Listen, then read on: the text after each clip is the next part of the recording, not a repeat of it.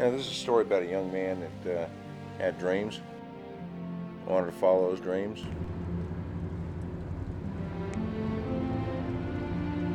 There was a young man that once found out that life was tougher than he thought. After high school, he decided he didn't want to play, so he went and got a GED. He kind of dropped out, did his own thing. Said, I can go out in the world. You guys don't know anything I'm going to do at all. A story of altruism and triumph over truth, and then truth triumph over altruism.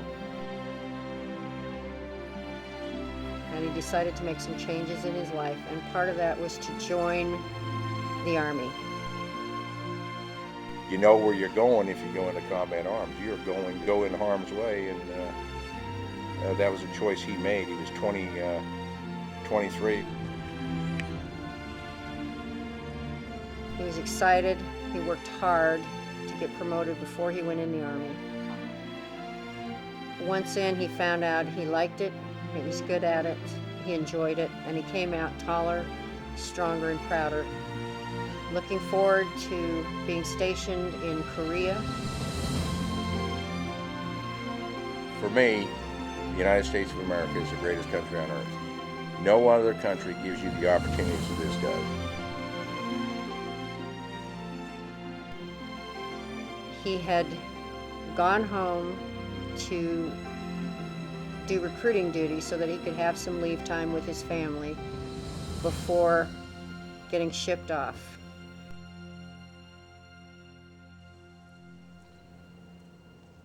At 10:19, on the morning of June 1st, 2009, I received a phone call from my wife. He was gunned down in front of the recruiting office in Little Rock, Arkansas on June 1st, 2009. And that was my son, Andy.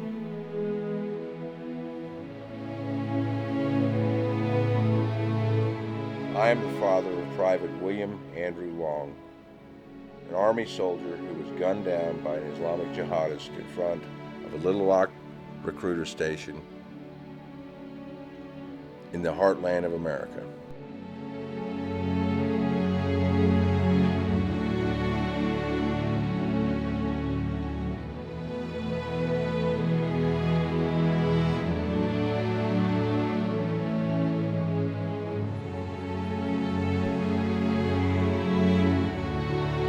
That was probably the toughest day of my life.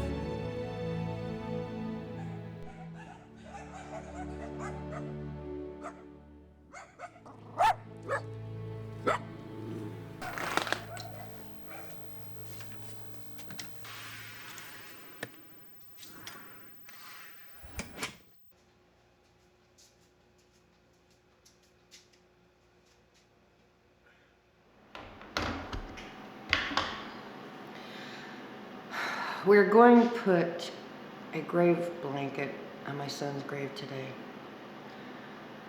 I want to shout, I want to yell, I want people to see, I want to carry a sign. My son was killed on June 1st, 2009 by an Islamic jihadist. Wake up!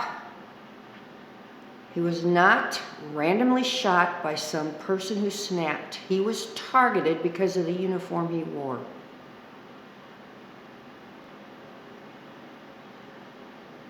Wake up, people.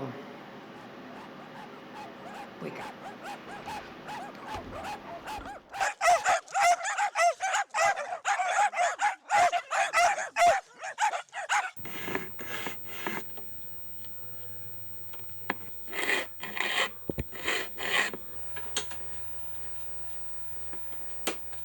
The smell of plastic in the morning.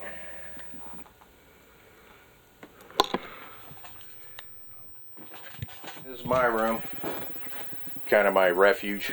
It's got my library in it. You know, sometimes I've got, sometimes I read a book, sometimes I'm working on a model, sometimes I'm watching Fox News, see something that's interesting that reminds me of something that happened, a long time ago. You get a memento when you leave an outfit, but a lot of times when I like that VMFA 531 plaque over there that was from a F-18 squadron I was with, and there's some real good times in that outfit.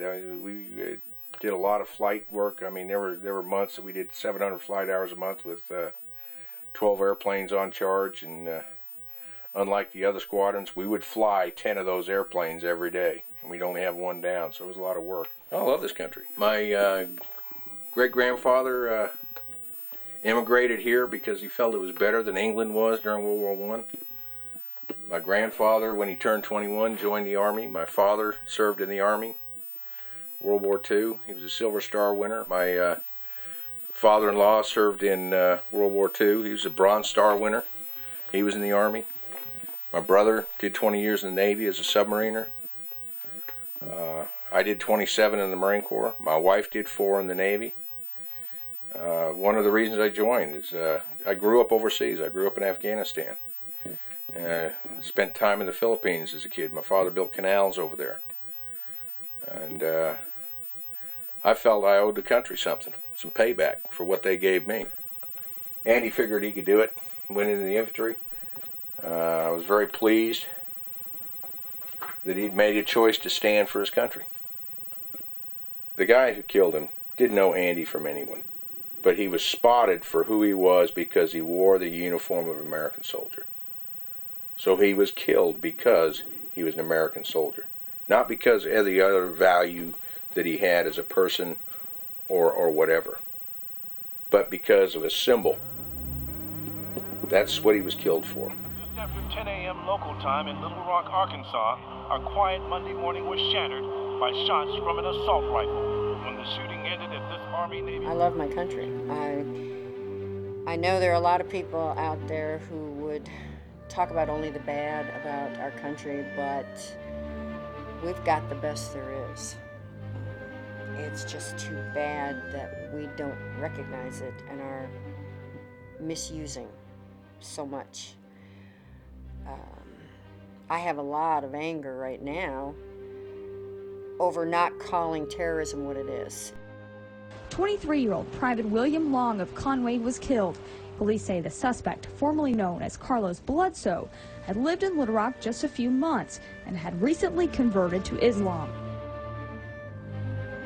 What I'm going to read is a definition of terrorism. The U.S. State Department, for example, uses the definition of terrorism contained in Title 22 of the United States Code, Sections 2656F, parentheses D. Premeditated, politically motivated violence perpetrated against non-combatant targets by subnational groups or clandestine agents, usually intended to influence an audience. In an accompanied footnote is the explanation that for the purposes of this definition, the term non-combatant is interpreted to include, in addition to civilians, military personnel who at the time of an incident are unarmed and or not on duty. Both of the victims were in fatigues at the time of the shooting and had recently completed basic training. An Army soldier died in the attack on the Army-Navy Career Center in this west... In my mind, this is like walking past a burning building, knowing good and well there's people inside, and doing nothing. Just, off to your little party to hobnob. If there's a danger, you say there's a danger.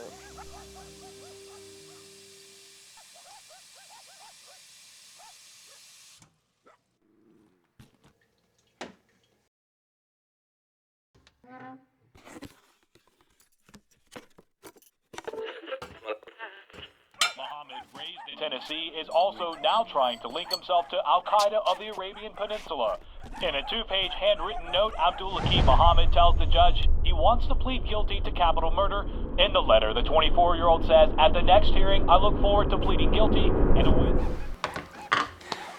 I got up this morning very anxious, very angry, very upset. We're wondering where our government is in the midst of this and why they haven't preferred charges or why they seem to be trying to sweep this under the rug. I have a feeling that they're hoping that it'll just go away. People will forget. People have a tendency to forget. I remember right after 9/11 all the signs that were up In God we trust, and so on. And in a way, it kind of made me angry at the time. Not angry, but thinking God's been there all the time. We should trust in God in good as well as bad. And we, in a way, we need to get on with our lives, but we also need to remember, because when you don't remember and you don't take action, it's going to happen again. Something is going to happen again. There's an evil out there that wishes us harm, wishes us death, and you can't make nice with these people. I guess that's all I've got to say for now.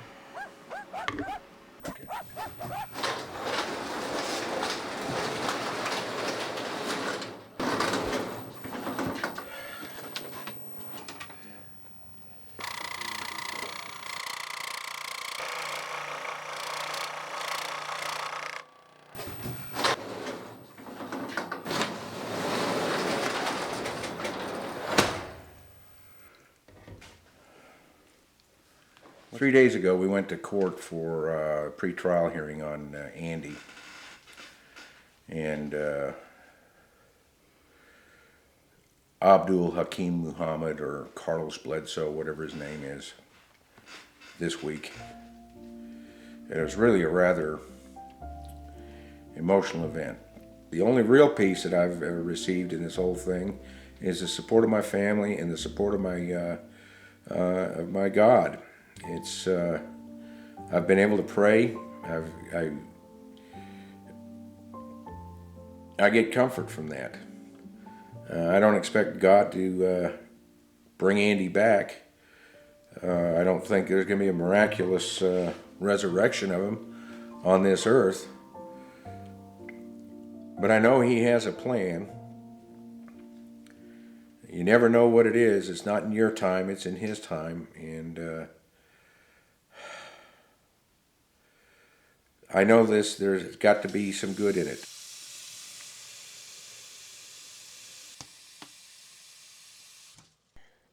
But the thing I remember most, actually, June 1st is pretty vivid, is I remember Andy in the kitchen getting his coffee as we were getting ready to go, and he was in his uniform.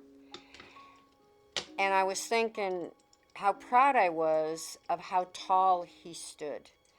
I was proud that he now appeared proud of himself, that he had accomplished this, that it was something important. But I didn't say anything to him.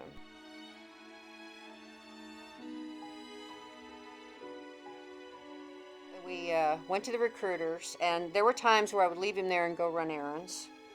I even told him that day I didn't know if I'd stay there. I might go over to there was a Starbucks down the road, and that was okay.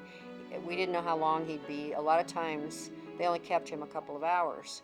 So I decided to park my car facing away from the building. I remember now, or recently, looking up in the mirror and seeing Andy come out the door. I don't know why I looked up, but I did, in one of the mirrors. I saw him come out the door, and I had a split-second thought of going up there and talking to him.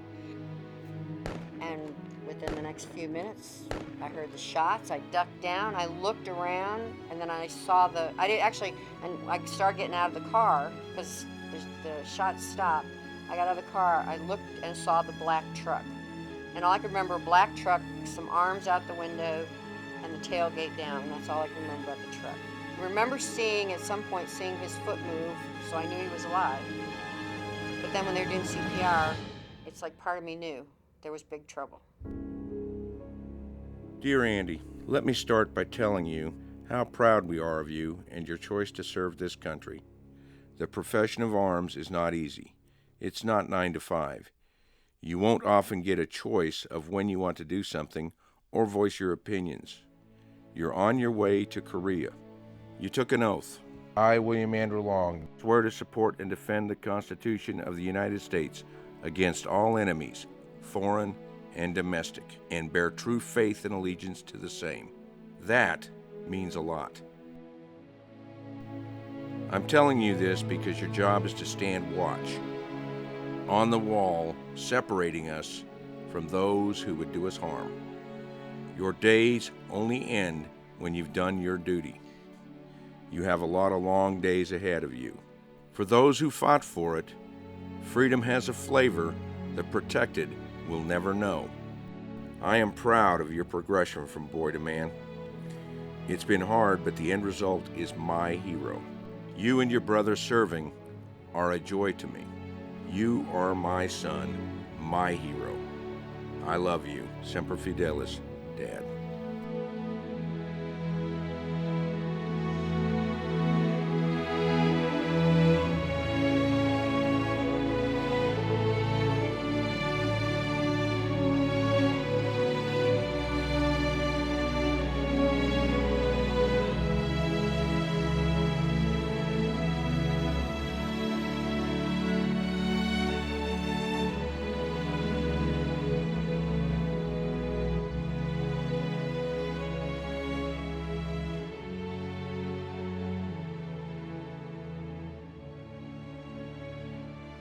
Not too long after my son died,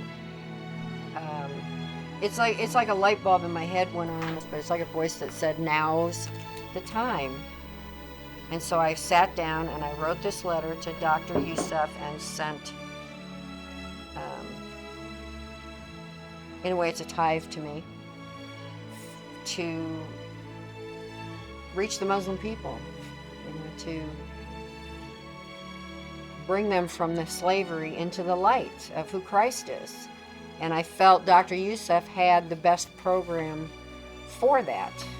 To me, I see the Muslim people, most of them trapped and enslaved.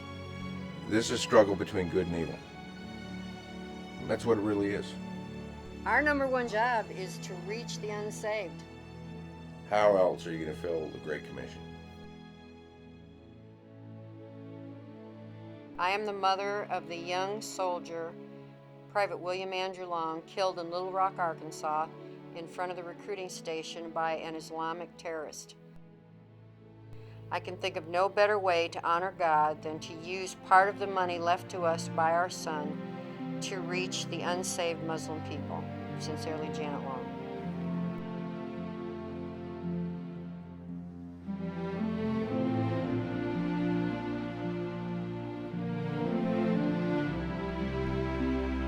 This is not to glorify Andy. This is to glorify God.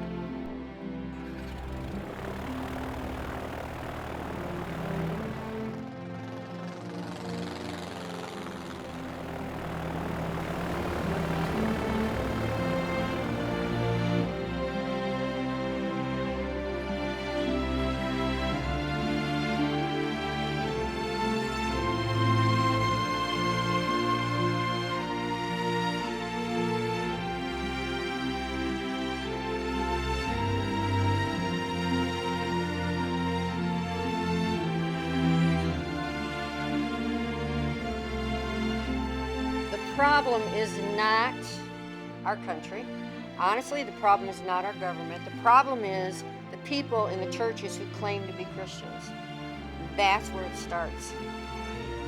Because you need to take a hard look where your trust and belief and faith really is, and what was your commission from Christ. This is a story about a young man who had dreams, and those dreams were ripped away from him.